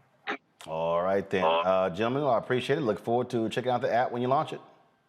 Thank you very much, brother. We appreciate you, man. Thank you. Thank you. Appreciate it. Monique, you don't get a question. All right, y'all. Former Baltimore Mayor Catherine Pugh is out of prison. According to the Bureau of Prisons, Pugh left the Alabama prison where she served a 36-month sentence about 12 months earlier than the expected release date. The former mayor of Baltimore was convicted for using fraudulent book sales to funnel illegal donations to her campaign and evade taxes in 2020. So I'm quite sure she is happy to be back at home. All right, y'all. We've been, so yesterday on the show, if y'all saw, I had some lessons, if you will, for Dan Bongino, who is a conservative radio talk show host. He's really an amateur. And so he was a little bit upset because I took issue to when I said that he was leaving Twitter. He was leaving YouTube, and I tweeted that him leaving YouTube is like a pimple on an elephant's ass. It's really irrelevant. So, so Dan was angry, calling it censorship and misinformation. So, y'all, here's what he did. So YouTube hit him with a strike. He then loaded the same lie on another channel of his. YouTube said, "No, player, that ain't how this works." So they have now banned Dan Bongino for life from YouTube. Now, he has something like 800,000 subscribers. And so now the conservatives have created this other video program called Rumble that's sort of closer to, like similar to YouTube. It's got like 30 million users already, and they've been trumpeting that. And, you know, he talked about he's an investor in the company. But the thing here that I find to be hilarious, Candace, all of these Republicans, they keep hollering, "Oh, censorship." Here's the deal. Take your ass to your own platform. I mean, this simple. If you so mad, angry, and upset about Facebook or Twitter or YouTube, just take your monkey ass on to another platform. And on top of that, Roland, there are rules that YouTube has, and so you have to follow them. If not, you get removed off of YouTube. So why he wouldn't follow that, I don't know. You can't just go out there and tell lies in order to get clicks. That's how a lot of people do it, but ask Cardi B, right? She took somebody to court because of the exact same thing that we're talking about, lies on YouTube, and she won her case. So a lot of people, I think, will find themselves in this position that they think they can do one thing on YouTube, but it's a whole different story. You cannot say what you want, which is why he should go to his own platform. That's what it's there for. But here's the funny part, Monique. So Jason Miller, the dude who worked for Trump, he started his own social platform called Getter, also the one who wouldn't pay his child support when he had an affair with AJ Delgado, who was on the campaign of Trump. She had a baby, but he won't pay the money. He's been hiding his money. Yeah, I threw it out there because his ass is trifling. So he created a platform supposedly to allow free speech. They have a policy where you can't do whatever. So when they banned some white supremacists, he got jammed up. When Trump announced his little fake ass platform that lasted about 6 days, they had the bottom line is here. I don't care who you are. You are going to have policies that people have to abide by, and they can't just say whatever. No, ultimately, well, you know, Roland, I don't know that that's true. What I am going to say is when things are working the way that they should, then that is what will happen. But the reason why this country is in the position that it's in right now is because truly just absent gates, absent any fettering whatsoever, Facebook and for a while Twitter, IG allowed lie after lie after lie, allowed yellow journalism, allowed manipulation of the public, not just about vaccines, but, you know, think about how long it took for Trump to be banned. So yes, when the stops are working, there are limits, But we are finding out. We are finding out what the ranges of those, and we are dangerously precariously close to a time when there are none. Well, but here's my, Dr. Hill, here's my whole deal. It's very simple. I do not allow people who follow me to use the N-word at me. And if you do, I'll block your ass. I'll block you. You don't get to follow me on Instagram, Twitter, Facebook, or any other platform. You blocked.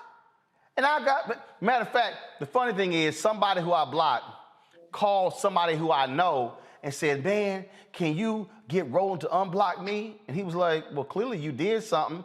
And then my homeboy blocked his ass too.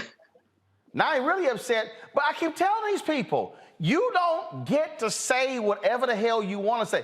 Look, Umar Johnson's people were all mad at me because when he came on TV One show, I shut him down saying, you not gonna call somebody on my show a coon. I don't allow coon, the N-word, Uncle Tom, all that sort of stuff like that, because I believe we can have discourse without using, first of all, I'm not gonna allow somebody black to use the words of the white oppressors against black people on my platform. That ain't happening. So I'm clear. You can tell a person they a fool. You can say their argument is weak, but you're not gonna sit here and use racial slurs and you're not coming back. And so you can get mad, but those are the rules. We had this conversation in Tulsa, didn't we? Yep. The same thing. And see, we have to realize that we can't spell it different, put an A on the end of it, and it means something.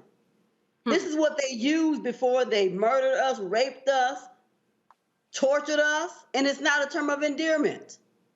And so we need to understand that, we are being bamboozled and tricked if we think that we can use it. I'm glad that you shut them down. See, I am that sister. I will stop somebody on the street. Excuse me, what did you just say? And I give them an education because I'm going to assume that they just don't know, that they're ignorant and they don't understand what it really means. But, keep shutting them down and maybe they'll begin to get the message. Right. It is not acceptable, period. Right. I ain't gonna say this person's name, prominent person. I wish them a happy birthday today. And they replied back, my N-word, thank you so much, my brother, I appreciate you. And I'm like, you could. You didn't get the message. I'm about to say, you could have left off. Hold on, let me just say this right now. You could have left. I can name everybody who has a birthday today if we want to go by process of elimination. No. I know a bunch of people who, so I had to send out several birthday shout outs. So I'm like, Lord have mercy. But I tell folk, I don't, but the thing is, it's shit you can't do. You just can't. Look, we all grew up. You walk into your mom and daddy house. I remember my sister dating this dude, later married. He come into the house. First he came by with his boy. I don't know who the hell go visit for the first time somebody you dating with your boy. I don't care if you roll with him. His ass should be in the car. But anyway, my man come in, and here's what happened. My daddy had gone to the grocery store. My brother was somewhere else. So I'm next oldest, and I was like, say, bro, you gotta take your hat off. He said, say what? You gotta take your damn hat off. There are rules when you walk in folks' house. Like, I don't understand why these people, there are rules when you walk in somebody's house. There are rules. I was watching The Equalizer the other day, part 2, when the young kid came in Denzel's apartment, and he was like, what you cooking? And he reached over to lift the lid up, and Denzel slapped his hand. He's like, there are rules. And so these people who are mad, upset, and yes, if you don't like it, again, leave. That's not, so to me, this is not hard.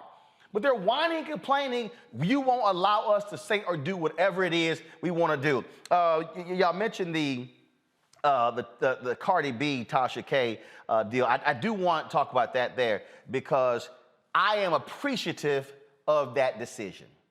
Now, somebody out here might say, oh my God, Roland, wait a minute. You're a journalist. Isn't that somehow is that negative? Because what if somebody decides to sue you? Okay, here is the most basic, fundamental thing, Candace. Don't go on a YouTube line and making shit up.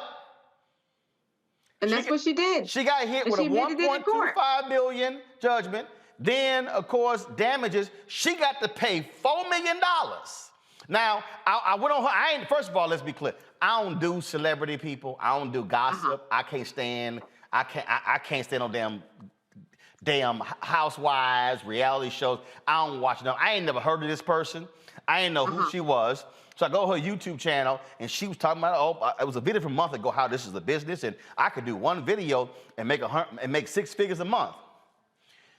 Well, based upon that settlement, your ass gonna have to do about 45 or 50 videos because you got to pay $4 million to Cardi B. And I'm glad Cardi B sued because there are too many people who are on these social platforms making stuff up about celebrities and prominent folk and thinking they can just lie and get away with it.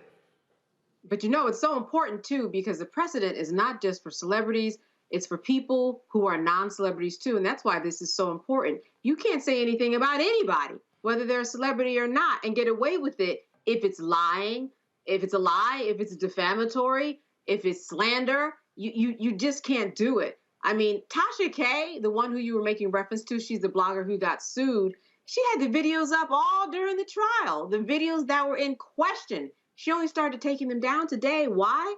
Because it kept on making money. But now that judgment is in, she had to take it down. And here's what, Dr. Hill, her ass gonna be real damn careful when she go back on her channel saying some stuff, because trust me, every other celebrity is now sitting here going, say something. I wish your ass say something. Say something, say something, say something. Social media, for some of us, has made us lose our damn minds. It's like, that's common sense. You can't do what you want to do, for someone to walk up to you and say, I want you to talk about this on your show because I want to get my point across on your show. Well, no, get your own show. But you better be careful about what you say and how you say it and what you say, because everything is public again. So if you say something, it's recorded and there's a proof. Monique, I was on Instagram last night and somebody had said something about, why is it that you don't talk about why you got fired from these networks, the rumors out here? And I was like, you might want to go read that Cardi B story. I said, keep saying some shit. I said, try me. Keep playing and see what happens. And this is the world we're living in. There are people, Monique, who think that they can just step out here, make stuff up, no factual basis, and then think it's, the courts are, from libel, defamation, you're a person, who's in the public space. No. Step out of here and lie and see what happened. I mean, this Cardi B decision, I think, is going to impact a whole bunch of people who are making lots of money, especially in the celebrity space, who make stuff up and lie about people. This is gonna cause them to have to check their mouths, because if they don't, they're gonna be unloading dollar bills from their pocketbook. That's right. Right, and that's why she tweeted, saying she needs to talk to Your Royal Highness, to Meghan Markle, because they in different countries did the same thing, and it really is just oh no, you won't. Because where Tasha K is concerned, she has usually gotten these witnesses who will testify and agree to interview, and everyone will say that the information is questionable, but it's someone else who is telling her the information, and then she's adding 2 and 2 together and making 6. And that's not journalism. And you can only try that but so many times before you run up against a real one like a Cardi B who's saying, no, I've got the time and the money to ensure that you do not do this with me. So lesson learned, and I am, for that reason, very glad to see it. Well, hell, as a lawyer, I'm sure you are. Again, and you don't have to be a journalist, right? When you post, as an individual, I'm glad to see. I'm just, and again, all these people want to pull on the coat. You can't be running your mouth with all that gossip and think you a journalist. Nah, that ain't flying. And the court smacked that down. They probably go appeal, but it's going to cost them more money. I say, Taj K, go on right there and do about 40, 50 of them videos you say you can make 6 figures with, because you going to need to pay that money to Cardi B. And I hope Cardi B come at you like the people that woman who owed 50 cents of money. He ain't get, what, she owe him like $36,000, and he dragging her every day. Girl, you better go on ahead and cut that check. You better send him something via PayPal, Cash App, Venmo, or Zelle, or something, because he gonna keep dragging. Dr. Hill, I appreciate it. Candace, I appreciate it. Monique, I appreciate it. Y'all, that's it for us, today's show. It's always fun. I told y'all, if y'all want to support us in what we do, this is a real news show where we have real people. We don't deal with no gossip. We ain't dealing with stuff that can't be proven. We ain't messing around with that nonsense. This is all about us speaking truth to power, of course, representing what we do. Yo, that's Ida B. Wells Barnett over there. And what does she say? The way to right wrongs is to turn the light of truth upon them. And so that's what that says right there. And then, of course, Mr. B behind me. We got James Baldwin over here as well. And so y'all know how we operate here at Roland Martin Unfiltered. We want y'all to support us what we do. We're great to be, of course, in our new studio. You know, we've got printed right here the First Amendment on that wall as well. But you just can't be out here acting a fool, making stuff up. And so please support us in what we do. Download our Black Star Network app. It's available on all platforms: Apple TV, Android TV, Apple phone, Android phone, Roku, Samsung, Xbox, Amazon Fire, all of those different platforms. And of course, you can also support us, y'all, via the various platforms. Cash App is $RM Unfiltered. PayPal is R Martin Unfiltered. Venmo is RM Unfiltered. Zelle, RolandSMartin.com. RolandMartinUnfiltered.com. You know, we also taking phone calls. We're going to be doing that as well. And so if you want to call in, you got to be part of the fan club. If we don't have your email, send us an email. We'll put it on the list.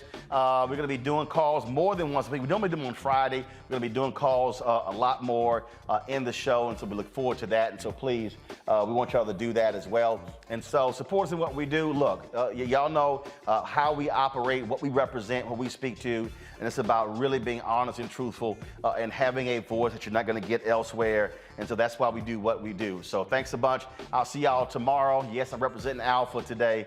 You know, well, there's only one fraternity. The rest of them are simply imitations of the original. I'll see y'all tomorrow.